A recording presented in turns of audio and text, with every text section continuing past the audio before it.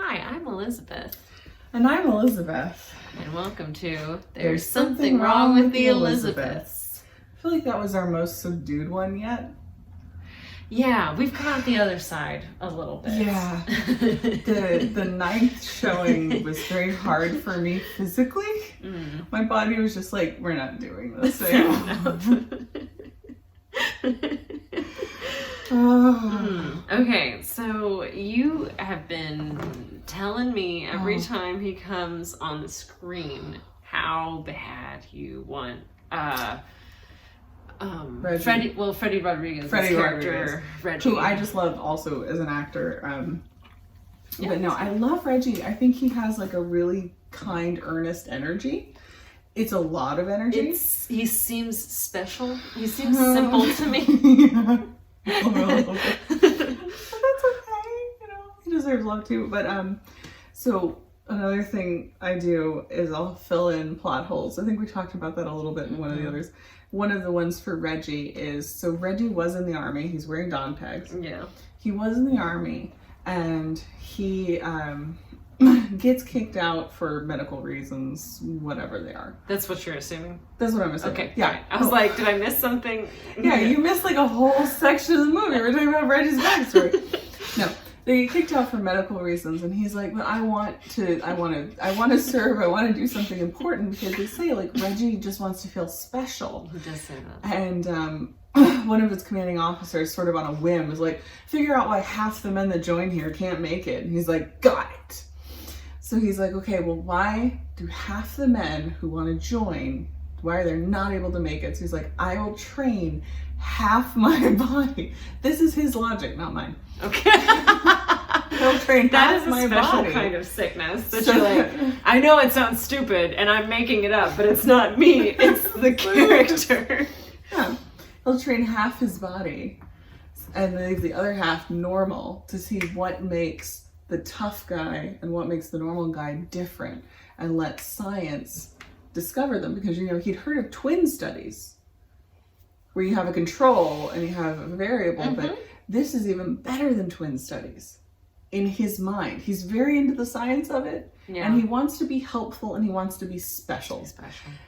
And honestly, I have been saying for a while, no matter why he's doing it, there could be something to be learned from this. Like, he is dedicating his body to science.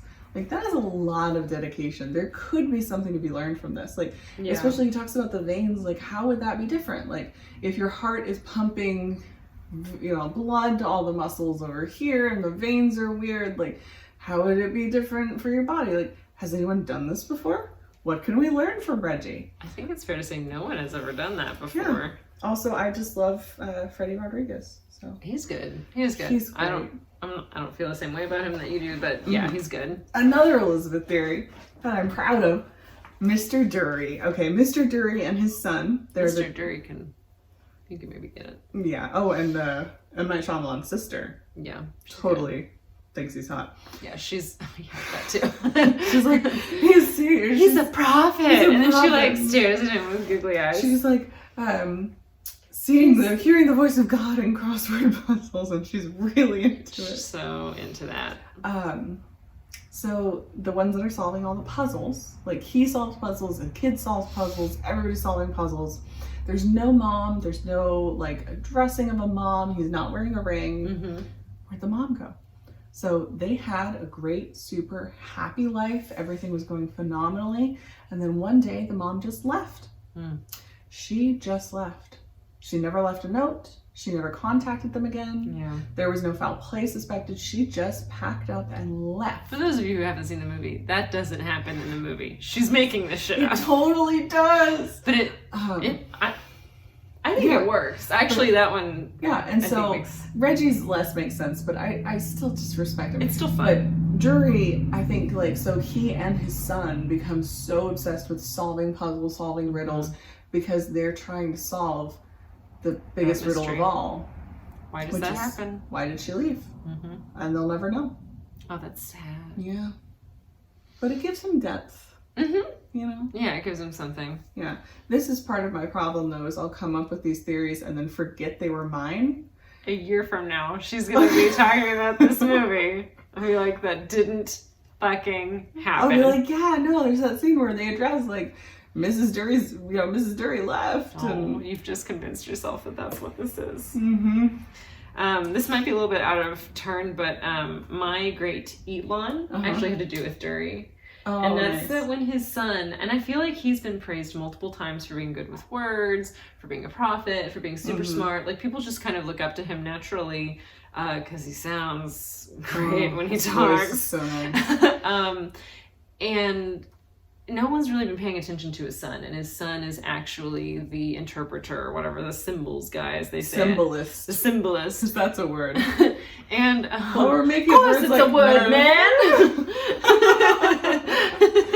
Yeah, was The that another? symbols. Is that another defensive move? Oh, like maybe. like preemptively, like, of course it's a word. Like, all you And do then is let's show make you it all up. these other words Yeah. that we're making up for no reason. Oh But his son is the symbolist, and there's a part where the son is decoding a bunch of cereal boxes, and It's very serious. it's so serious. And Mr. Drury is just like, "You're doing great, son," and everyone around him goes, "Shh!" Like, they don't give a shit what he thinks anymore. They're listening to this little kid, and I just think it's really cute. Like, he really just genuinely wants to show that he's proud, and people are like, "We've had enough of you." I know. I never really realized they all tell him to, like, shush, and before that they were hanging on his every word. Yeah. And now they're like, shut up. But I like that. No, that's I don't really know what good. it really has to do with the rest of the movie or how it fits thematically, but I like it. That's okay. I don't think the movie knows how it fits thematically, so we can No. figure it out. One that actually has been my great Elon for a while.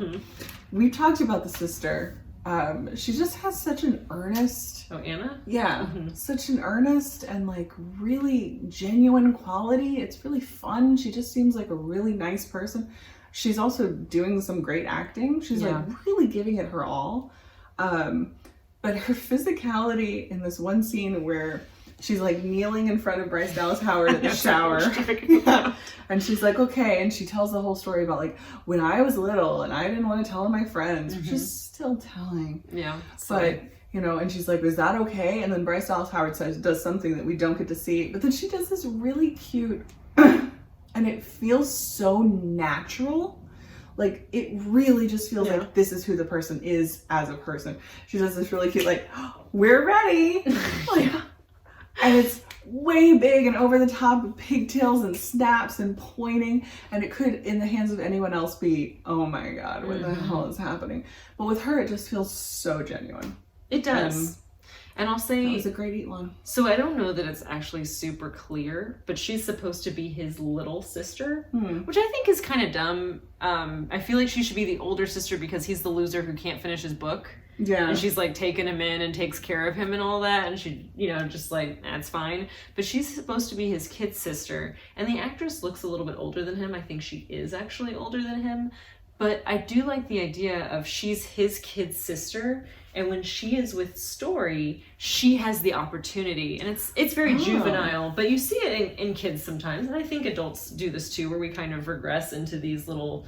I mean, we're talking about a bedtime story, so we're going to have some regression happening. You've got to be a kid. So. You've got to prove that you're childlike in order to be told this story in the movie. Will you tell me the story? What parts of the story would be good to hear? What does that mean? You have to hear the whole story. What parts of the story would be good to hear?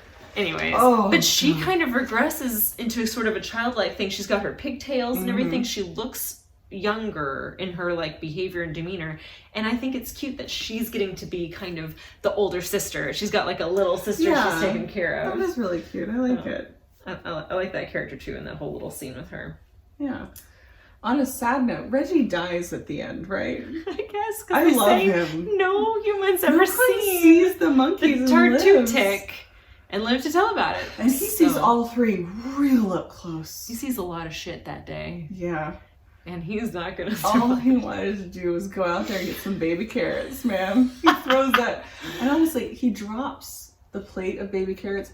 That would have been, it's a missed comedic beat for me. Is like, I want him to like dramatically throw the plate away. Like, I've been waiting for this heroic moment my whole life. You had the perfect line. I've been training half my body for my whole life. Yes, I've been training half my body for my whole life for this moment. Well, that goes into my Lady in the Water. So one of the things that Lizzie discovered in her research is that, well, you tell your way about the play. What did I discover about the play? Oh, that he was like, this could be a play. Oh, we talked about that earlier. Yeah. Oh, did we? Yeah, we Okay. did. That he felt like he'd written a play and not a movie. And Got I don't it. think he wrote anything. He barely wrote a bedtime story. But so in my attempt to stay awake for this one and to stay positive, I started singing songs. Yes. And I decided that it couldn't be Lady in the Water the movie, and it couldn't be Lady in the Water the play, but we could have Lady in the Water the musical. Yes. So, and I mean, and you had a great point. Like, there's a lot of different genres of music to play with. There's a lot of different countries of music to play with. So here are some of the songs that I think could be in Lady in the Water, the musical. One of them, and I think this would be like a slow love ballad, is Key, and it's K-I-I, so the healing mud. Key to My Broken Heart.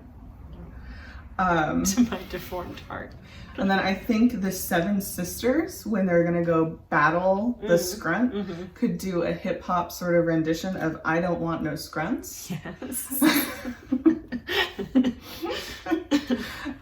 And Reggie could have, and I think it would be a two-parter. Like at the beginning, it'd be a really short, silly, funny song, and at the very end, it'd be like a heroic callback of like a heroic song with lots of trumpets. Like think "Go the Distance" from Hercules, called "Half My Body, All My Life."